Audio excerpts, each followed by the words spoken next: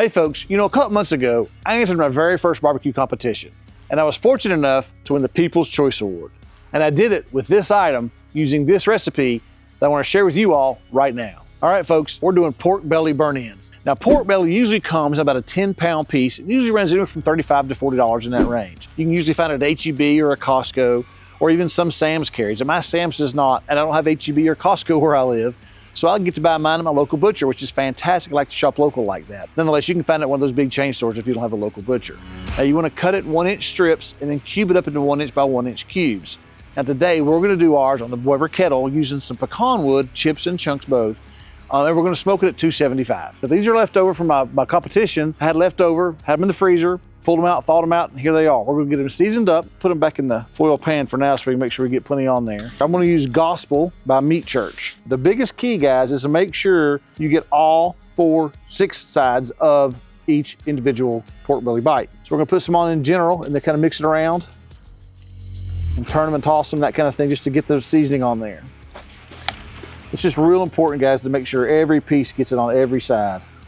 Now we'll get these and stack them onto our tray here. Now I like to do mine fat side up best I can. All right, guys, there we go. We got them all on here now. We'll go ahead and get the kettle going, get it ready to go, and get our temperature up. Now, guys, we're gonna use the Spider Venom on this one because I wanna be able to run this at 275 for a couple hours, probably an hour and a half or so. But we'll get them on. I'll show you how that Spider Venom works. We'll show you how the grill set up and all that. This is so easy, guys. I can't wait for y'all to see how easy this is. All right, guys, so we're gonna use the Smoke and Sizzle for this cook. It's what I had handy. I grabbed it. It's got the foil pan I put down there for a drip pan. And you'll see some charcoal in the corner over there graying over. Now I'll fill the rest of that side up with some charcoal, not all the way because we don't need but a couple hours worth of cook time. So that would last forever if we fill it all the way up. We'll just put a few more in there, and we'll use some pecan chunks and chips in there as well to get some good smoke flavor on pork. Now, in the upper right hand corner of your screen right now, there's a link to a video that shows you how the Spider Venom works. Be sure and go watch that. It's a lifesaver. I'll show you a little bit of it here just so you know what I'm talking about. It makes it set and forget it technology available for a Weber kettle. So I love the thing, guys. But we'll get this up. We'll get our charcoal in, get us up to temperature. We'll put the pork belly bites on, and we're ready to go.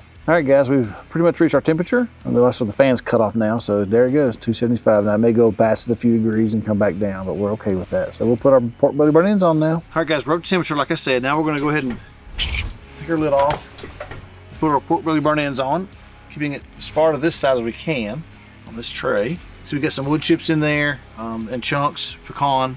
And I'm gonna take these and just make sure these are as far away from the fire as I can get them, because they're pretty close there, but that's okay. Especially this end down here where the fire just first started burning. So back in about an hour and a half.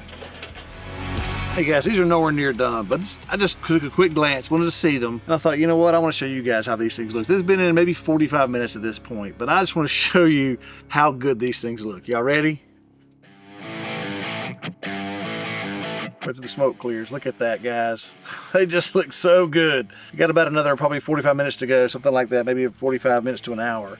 But man, the color on those things from that Meat Church rub, oh my gosh, y'all. There we go. Put the lid back on, wasting heat here. All right, guys, got them off the kettle. They are smelling good. They're feeling good. They're probing very nicely.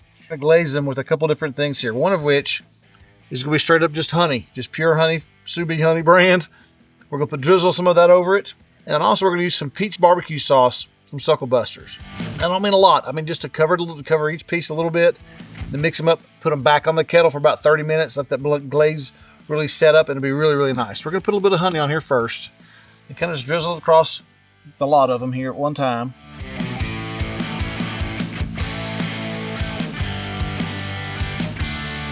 And now we're going to use this peach barbecue sauce. I'll put the peach barbecue sauce on here. Not a lot, just enough to get it a little bit of flavor, a little bit of sweetness as well.